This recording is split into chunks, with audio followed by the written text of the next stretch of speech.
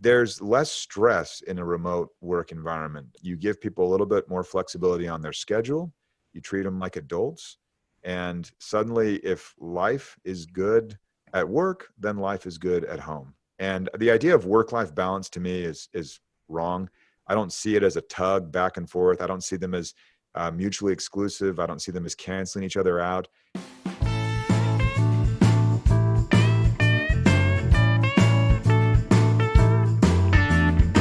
Welcome to another episode of Outside the Valley, a podcast by ART, the remote hiring platform that helps you hire remote software engineers and teams easily. Here we interview remote startup leaders, remote work advocates, and workers of distributed teams who thrive outside of Silicon Valley. I'm your host, Jovian Gautama. Today we have Jesse Mecham, founder and CEO of YNAB, which stands for You Need a Budget, a personal finance software that helps you quickly gain control of your money, get out of debt, and save more money faster.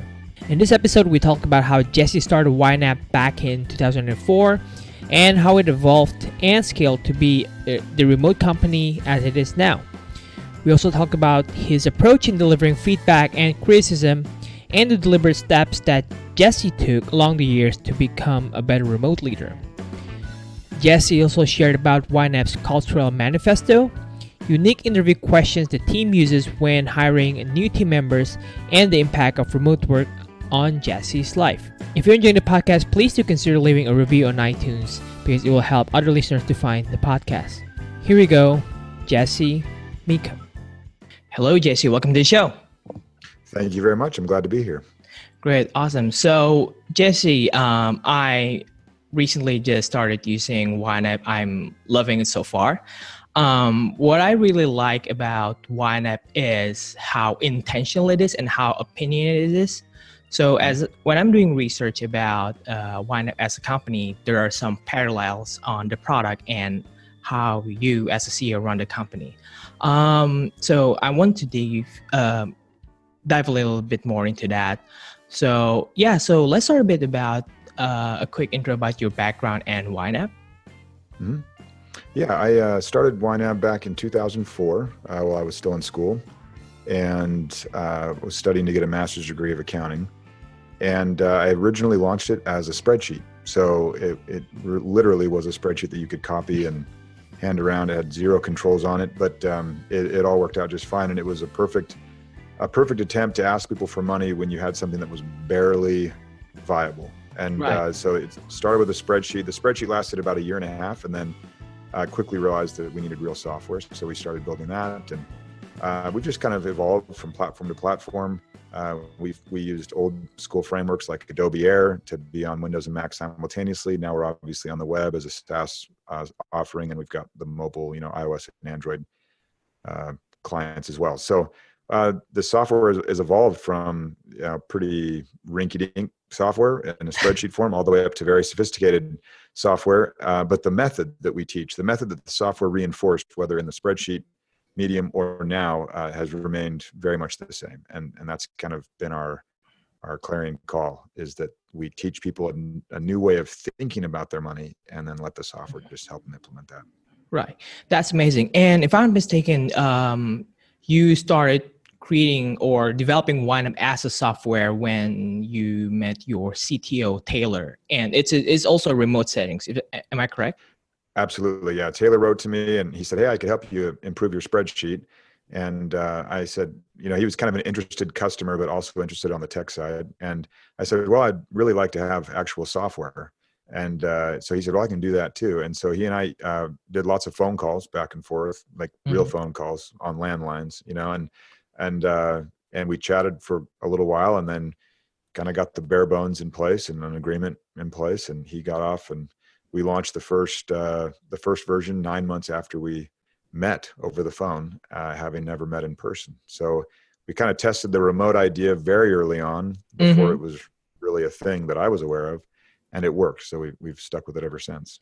Yeah, that's amazing. I think a lot of entrepreneurs or company leaders nowadays, some of them are quite lucky that they found that they can work remotely like super early. So I interviewed Hitan Shah. a while ago. And for him, remote work is just work because he's been doing it since out of college, since 2003. And then it just comes naturally. So that's amazing. So I wanted to dive a bit more into your leadership style and the culture in YNAB. So when it comes to remote work, the theme of the podcast is because sometimes you need to be very, very intentional when it comes to building culture and doing small actions like giving feedbacks. I'm not saying that you shouldn't do this in the co-located companies, but you just need to amp up a little more. So I want to ask you about your philosophy when it comes to giving feedback to your employees. Like, how do you deliver criticism and how do you deliver praise, for example? Yeah, one rule that we follow, and I think this comes pretty instinctively to most people, but you always critique in private, you criticize, and I mean constructively criticize in private, one-on-one. And then if you can, it's nice to get praise at any time, but it's very nice to have praise given in front of your peers. So we try and praise in public and critique in private. Sometimes it's really nice to praise someone by saying that someone else said something to you about them. And we have that happen regularly on the team. And there's something about that's quite nice. So that's nothing revolutionary. You don't want to embarrass someone in front of people ever. And so we just stick to that. And it works very, very well. Right. That's awesome. So still under this topic. So in one of YNAB's podcast episodes back when to 2016, so you mentioned about that you received some feedback, I guess, that you were quite a bit, quote unquote, lax about setting expectations.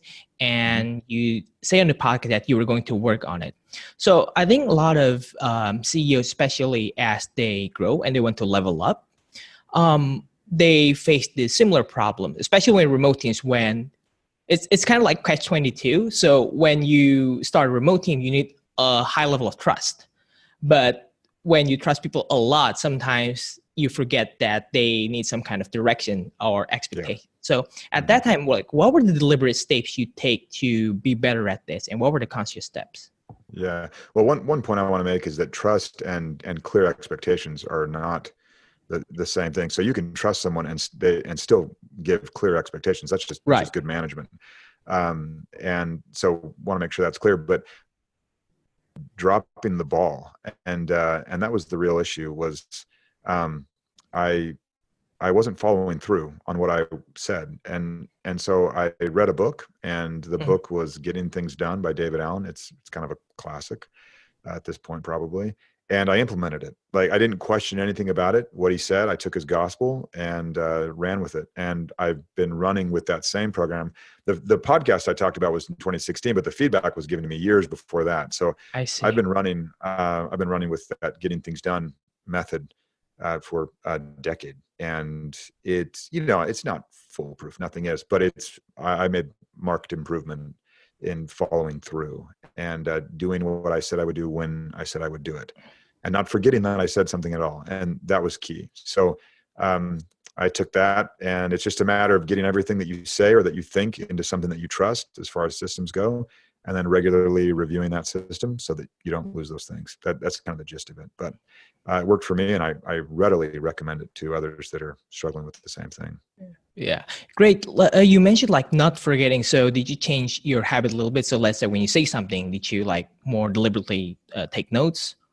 Yeah, I just you can rapidly record log notes, and I use an app called Things. It's fantastic, and I've been using that for literally for a decade. And anytime I have a thought or think I need to follow up with someone, I type it very quickly with a quick keyboard shortcut, and then every Monday I process everything that I've written, and that's that. And so that I know that I can let it go, but I haven't lost it. Got it. So So still on the culture side of this, you wrote a post on LinkedIn about please stop talking about company culture, which I 100% agree with. So I realized, and you also have a culture manifesto. So I saw that culture manifesto, and I feel like it's really well written, like it's very well codified in one paragraph. So I wonder back then, how did you go about assessing and analyzing your team and your company to figure out, okay, this is our manifesto. This is what we stand for. Yeah. I wrote it in about 30 minutes and I didn't do any Right. analysis beforehand. So I think the key with setting those core values, which is what that manifesto is just asking yourself what you are right now, not what you are always or perfectly, because no one is that, but what you are on the whole. And that's what I did when I wrote that. I sat down and rattled off the things that I thought I had and that the team had already as far as attributes. And I didn't write anything aspirational. I just wrote what we are. Mm-hmm. And that was key. So you can aspire to do those things better, but you can't aspire to do something that you don't possess at all. That doesn't work, because then you're saying something that you aren't already. And I don't think that works as far as core values go. Right. So Totally. that was it. So it resonated well with the team because the team was that already. Mm-hmm. And so they happily accepted it, saying, well, yeah, this sounds great because this is who we are. And then the thing you do is you make sure that you hire people that manifesto resonates with, and you're off to the races at that point. Yeah, got it. Yeah, that was also kind of like my next question. Like, did you run before it's published? Like, what was the team think about it, or do you have any additional feedback on that? Quick question. How big is YNAB now? We're just a little over 100 employees at this point. And how big were YNAB when you published the Culture Manifesto?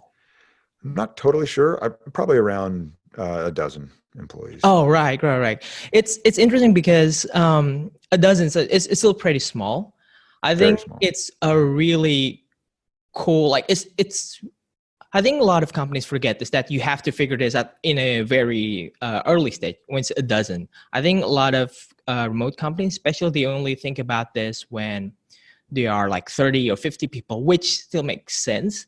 And when what I've seen is when your company is bigger, as a CEO, you kind of don't know, like you're a bit detached just because the company is big from day-to-day operations. So when you're a bit doesn't, like, I can totally imagine that people see it as, yep, this is where we are and this is our company. So that's a fantastic move, actually. It's very easy.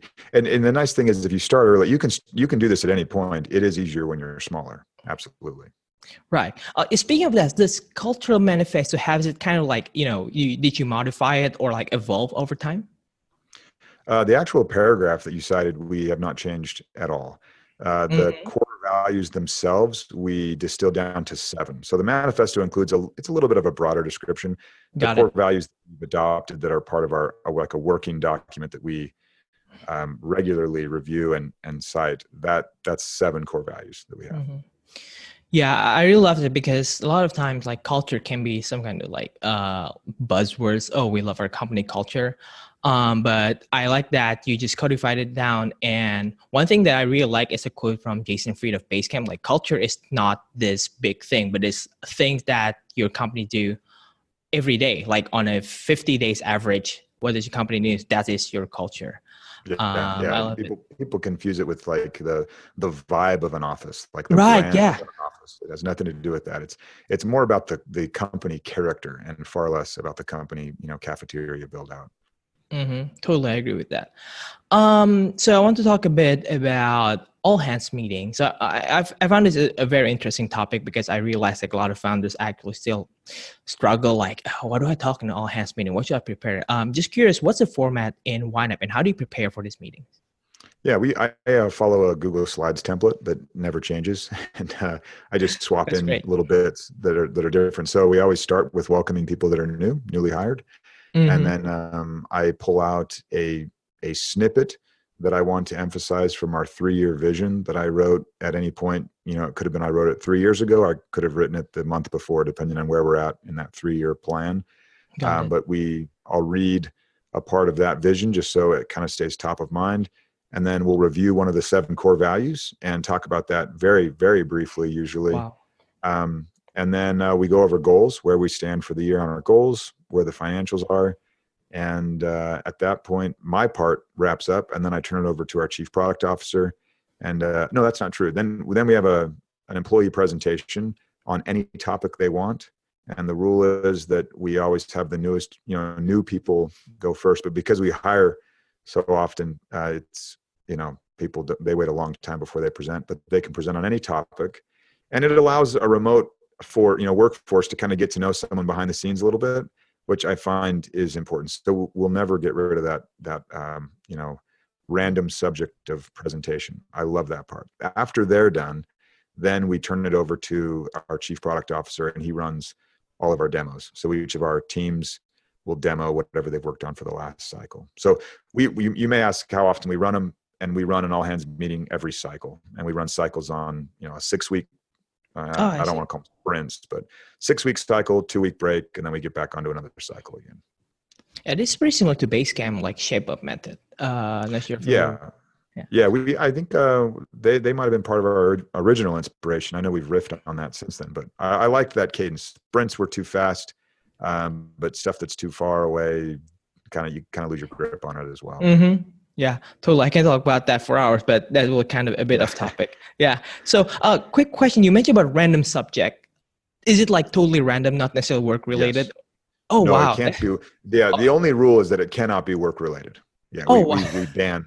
Yeah, we ban work. So we've had people demonstrate how to bake really, really good biscuits, how they take care of their yard, whether we're all in a simulation, a magic system from a sci-fi book, like a charity that this person was really active in. It just runs. It's so fun. And you do really get to know the person, and we are putting them on the spot. It's not fun for remote working possible introverts to do that, but they do a really good job. And it's a lot of fun. So I love that part of it. That is hilarious. And I also found this very consistent with your culture. So when I was doing research about YNAB, there's an emphasis on a sense of humor, and I think it's also came from your personality as well. I think. Yeah. Like it tried to be just more interesting. Like, who wants to hear about work all the time? Like that's totally. If someone talks about only work ever, I wouldn't want to keep, talking. It would get boring. Yep. So, you let people show their whole side, and I think it makes for a more interesting team. Mm-hmm. Yeah. Amazing. So, moving to the next topic. So, in one of your interview, you mentioned that you had one misfire in hiring, which were you found that the remote employee missed the energy from an office situation. And since that, you asked on interviews, if he or she gets energy from people, and you ask them if they have a plan to get that energy. I love this approach because I like how you don't dismiss this person entirely, but ask them if they have a plan, right? So I'm just curious. So I know that YNAB creates like amazing benefits and free perks for the companies. And as you mentioned, the culture of being intentional. Do you also kind of like do some check-ins from time to time to ask them, hey, did you go to Meetup or something like that? Check-ins on whether they're kind of interacting socially, kind of getting out a little bit? Yes. Or let me rephrase that a bit. Either check-ins or kind of like, do you help facilitate this in any way? Yeah, we do have meetups for the teams. Those are, about once a year. And so they all get together then. And then we have an annual retreat for the entire company where we all get together. They can work from wherever they want as long as the internet's reliable. And, if they need to have phone calls, that it works out wherever they are. But the key is that you don't want to pass over someone because they never have worked remotely if they could pick it up pretty quickly. And we've had plenty of people say, man, remote work was harder than I thought it would be, but now I'm doing just fine. It's just a matter of being patient with the transition. And we've only had it happen that one time where they really were just said, yeah, I can't do this. And that is what it is. But most of the time people will happily adapt. There's so many benefits to it that it doesn't take a lot once there's some intention at the start, and then you really do find a rhythm. And it's not something that I've found that we have to regularly train on or things like that. Right. It comes naturally for people. Right.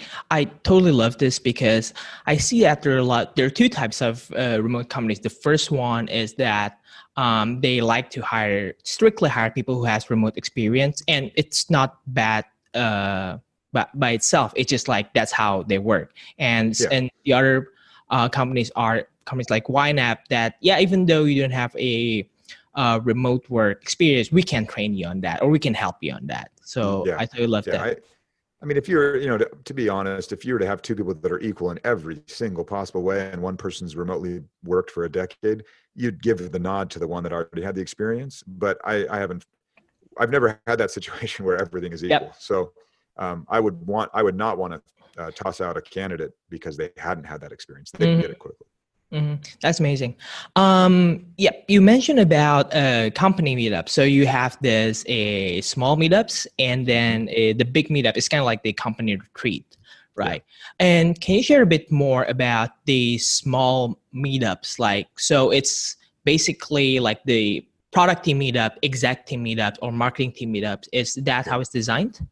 Yeah, absolutely. We've got different support teams that have different specialties. They'll meet up together. The executives meet up quarterly because we have to be in a little bit of a different cadence.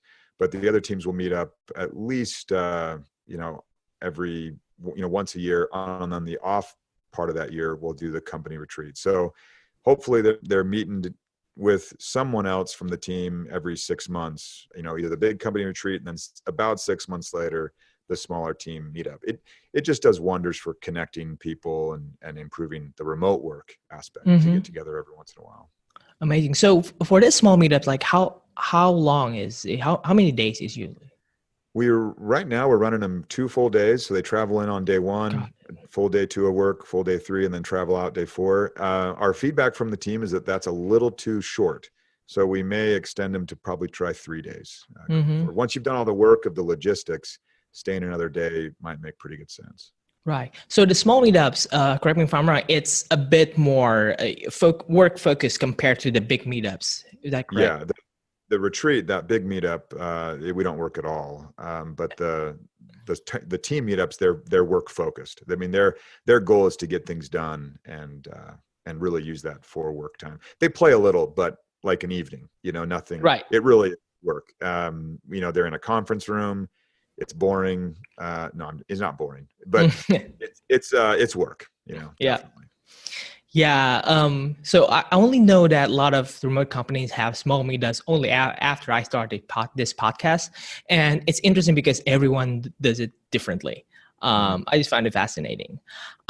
So in terms of scaling, now you guys are like 100 plus people, and before it was like from a dozen, 50 people and whatnot. So as you look back, so I wonder what are the things that you think YNAB as a company is getting better as you're scaling remotely, or what are the biggest pain points in the early days that you guys now are better at? Probably the very largest was bottlenecking at the product, kind of the product strategy, product feature junction. So we're trying to push down more decision making to smaller teams and kind of distribute problem solving that way, and not have all problems solved way high up the chain and then having prescriptions pushed down. Instead, we want the problem to be defined and solved at a much lower, smaller team level. And so the bottlenecking there, I don't think you get as good of an idea. I don't think the solution will be as elegant or effective when everything comes from way high up and it's slower. So that's probably the biggest push we have towards scaling. There are other little aspects that are uninteresting probably for a podcast, but the big one is just steering the product. You want to start thinking about big strategy at the top, at the very biggest level, but you don't want to prescribe solutions to the problems at that level because there are far too many problems. And I think you bottleneck up there pretty quickly. Yeah. I like that you also acknowledge that sometimes the solution is probably not as elegant as it can be, but the trade-off is you give this authority for the small teams, and that's just good for the company. Yeah. Well, no, I mean that the smaller team will come up with a more elegant solution. I meant just the opposite. Yeah. And it's because they're able to obsess over one problem and not be thinking about 24. And knowing that you're a bottleneck and need to solve 24 problems, I think there is where lies the error. But if you have one team obsessing over one problem and that team is cross-functional, you will get a very elegant solution in comparison to having, one small leadership team attempting to solve everything. Yeah. Got it. Awesome. So I want to move on a bit to the YNAB's hiring process. So one of the things that you mentioned online, or I think on one of the company's blog posts, that you guys acknowledge that you guys are hiring slowly, and you accept that. And can you share a bit more about how long is the average hiring cycle is, the process, and so on?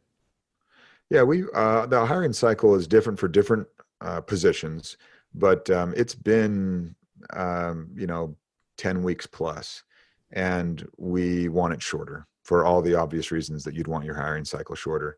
That being said, if you were to say, well, we can make it shorter for you, but you won't be able to nail that hire as far as their fit into the culture, then I would say, I don't care if it takes 6 months, right? It will take as long as it takes to make sure that they are a core value fit. Technical fits are easy. Core value fits do take us, at the moment, with this iteration of our process, do take us longer. But so far we've hired right. And so it's just a matter of saying, well, gosh, wouldn't we like it shorter so we could be more competitive, get offers out more quickly? Absolutely. But you would never compromise core value fit for that. Yeah, I think one of your company values that I found over and over again on the internet is like culture over craft, which a very concise way in putting it. I really love that. Yeah, you'll find that if the core values are all synchronized and people are living them, 95% of the time, that all of a sudden you don't have all these other issues that slow everything down. So you can have someone that's technically an absolute genius, but if they're hard to work with, if they can't communicate effectively, if they politic, if they gossip, it's a deal breaker, right? Yep, definitely. Right. So I did a bit of research on YNAB's interview process. So I looked at Glassdoor, and I found an interesting pattern of questions, even though I am behind the paywall because I don't want to create a Glassdoor account. I just see the first questions for every candidate. But I found a pattern there. So it's super easy to spot. So some of questions, including the question that the YNAB team asked the candidates includes, what is your most embarrassing moment? And what are your favorite and least favorite parts of your current job? Or tell us a time when you handled something poorly or made a mistake at work. So there is a pattern of like self-reflection here. So what kind of answer or characteristic that you're looking for with these questions? Yeah, we are looking for someone that's being genuine. So if you say, hey, what kind of mistake did you make at work? And they say, one time I was 5 minutes late to this meeting. I was so embarrassed. I don't like being late to meetings. I would be very unimpressed by that answer. I want to have you fall on your face, right? I want to figuratively. Well, although people have written about embarrassing moments where they did literally fall on their face, but you just want the answer to be genuine. I want to get the real person. I don't want to have you put on a show for me. I want you to show me you. I don't want to interview you. I want to know real you, right? The working you, the one that could demonstrate these core values that we're seeking. So we're really just looking for a genuine answer. And obviously there's no right answer to an embarrassing moment, but I just want to see that they don't give us some cop out about, how one time they called someone the wrong name. Come on, everybody's done that. We want to hear something that's meaty and that shows that you're not afraid to show the real you. Because if you're working with everyone at an organization that all is comfortable in their own skin, they all are not afraid to show them the real the real self there, then you find that all of these other walls just come tumbling down and people can just get to work and enjoy themselves in the process. But when you have to kind of constantly ask yourself, is my boss this, or is my boss that, or is this direct report mean this or that? I mean, my word, it slows everything down. And you can have technical geniuses, but you won't get anything done. God, do you find like these questions are usually a pretty good filter in figuring out if this person is, let's say, humble or self-reflective and whatnot? Yeah. Yeah, absolutely. We are always iterating on the questions. We'll find that Nice. one doesn't really differentiate one candidate from another, or 20 candidates from the other 20. So we'll tweak questions until we feel like that question adds actual value to the process. So we had original questions in there, but it's always an iterative process to find those questions that are really helping the hiring manager suss out whether that person really has the values we're looking for. Got it. Got it. Right. I didn't mention this like before we start recording, but do you guys also hire you guys hire a mix of part-timers and full-timers, am I correct? Yeah, on our customer support side, we do. There are some people and some roles that really fit nicely into a part-time role. And there are some people that really just want part-time work. And so I when see. those two things overlap, we'll pick up some customer support part-time roles. We don't do it for any other position beyond some teachers that run workshops for us and email support. Right. Got it. Yeah, that makes sense, especially when it comes to customer support because you want to cover 24 hours, right? People from Absolutely. like for Yeah. example, Yeah. like me, I'm in Taipei, Taiwan right now. I think Right. it's 14 hours ahead of you. Mm-hmm. And it's if I have a question about YNAB, I will love to not wait a day. Yeah, Uh, absolutely. so yeah, that's really amazing. So part-timer and full-timer, do they have the same onboarding process? Uh, they do not, because Okay. there is more to the full time, just as far as benefits go and things like that. So it's slightly different, but you could say 85% of it's going to be the same, because you're still getting those part timers up to speed on the things they need to know to do their job well, and that's going to be 95% of the job, for Mm-hmm. sure. Right, right, awesome. So I think it's a good segue to YNAB's onboarding process for new hire. So I found it fascinating. So whenever I talk about remote hiring with other remote startup leaders, their company always put an emphasis in onboarding process. It's almost like it's a make or break that make this new hire will be successful in the company or integrate well to the company culture or not. So I'd Mhm. love to understand a bit more about a YNAB's onboarding process, or if there's anything more special in YNAB's onboard that you think other companies can learn from.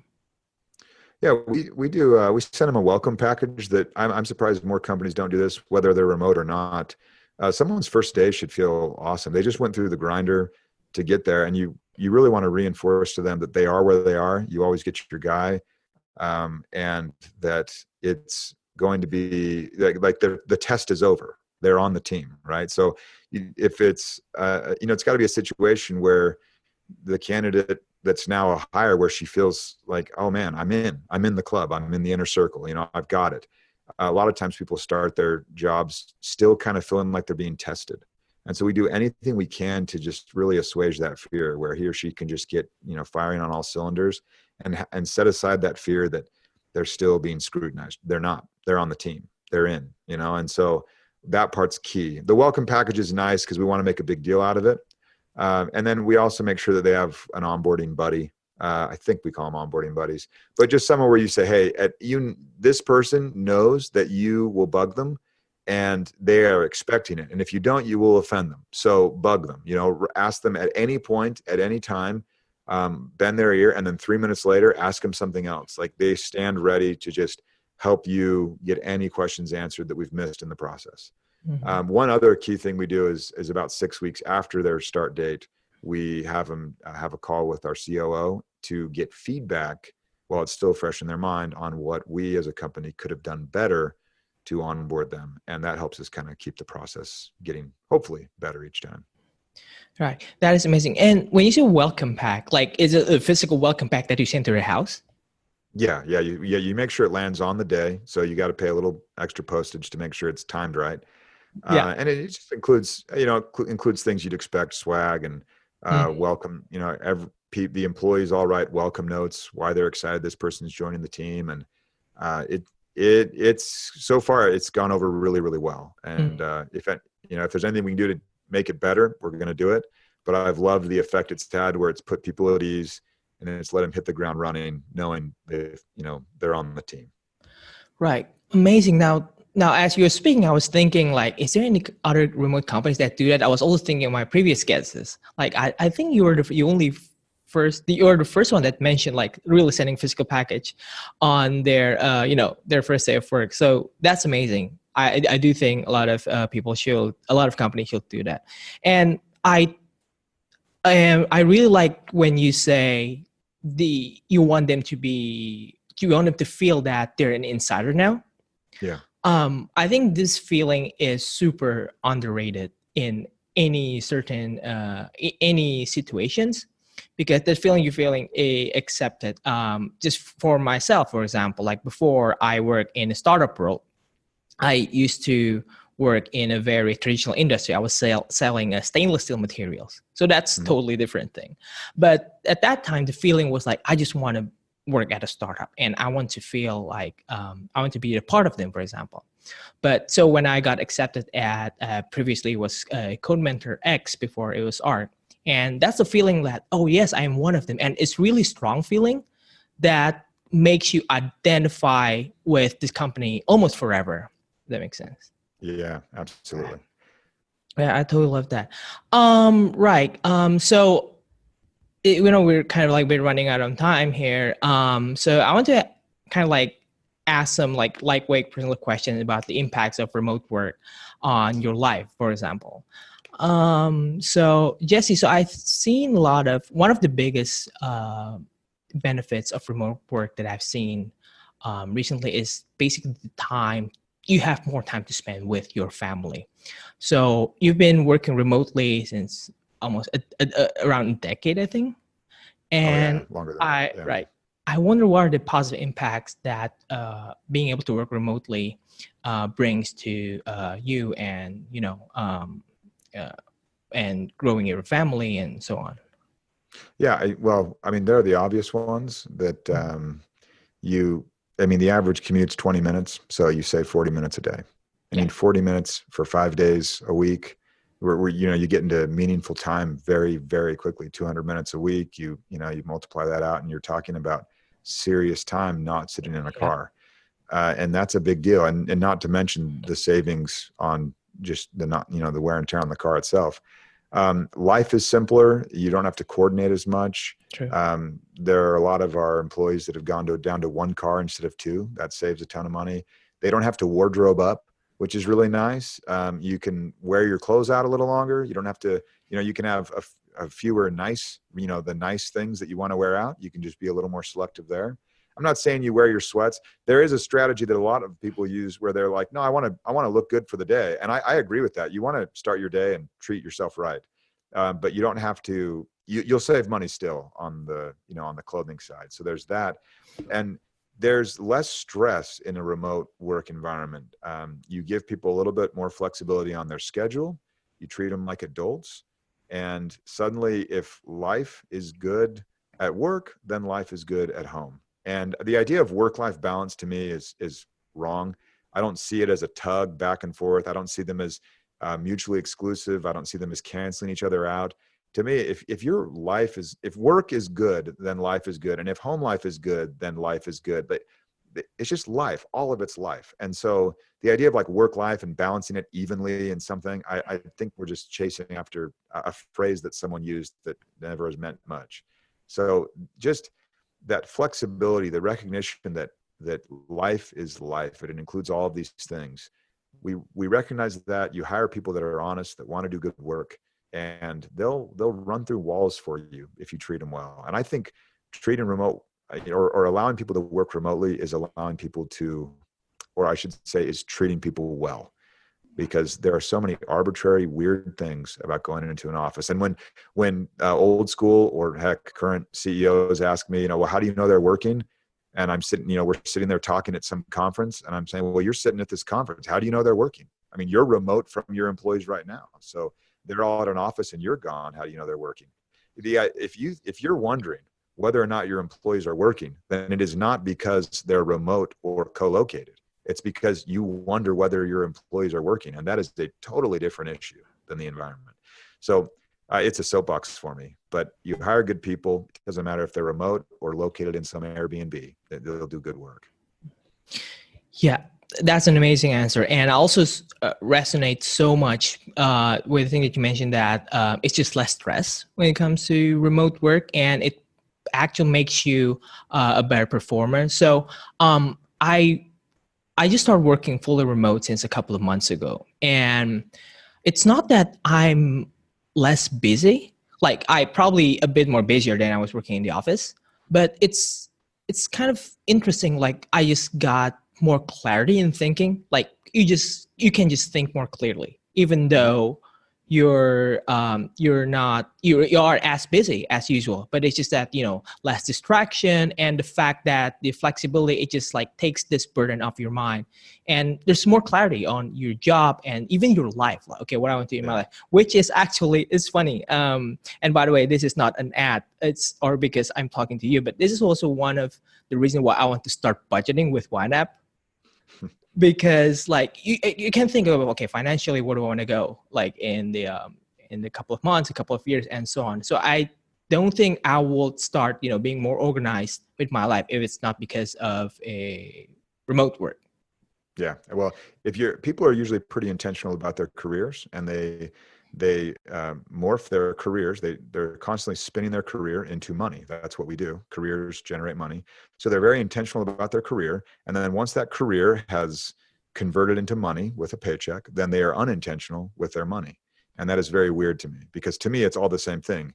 Your career, all this effort you put into it, it transitions into being in the form of money instead. And suddenly it's like, who cares?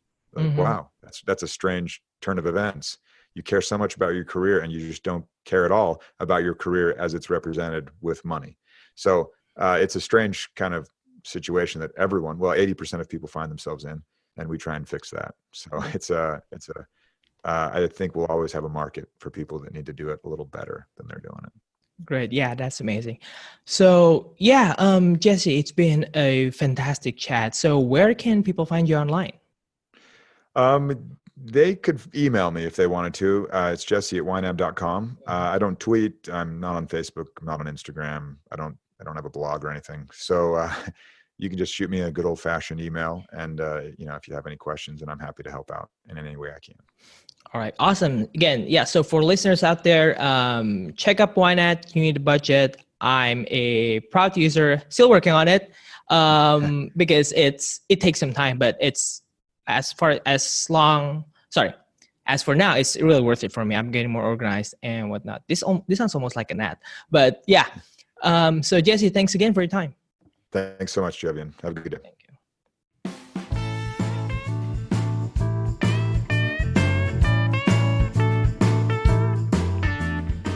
And that's it for another episode of Outside the Valley, brought to you by ARC.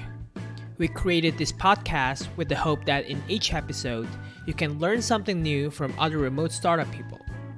So if you have any feedback or suggestions, please don't hesitate to reach out to me at jovian@arc.dev. It's jovian@arc.dev.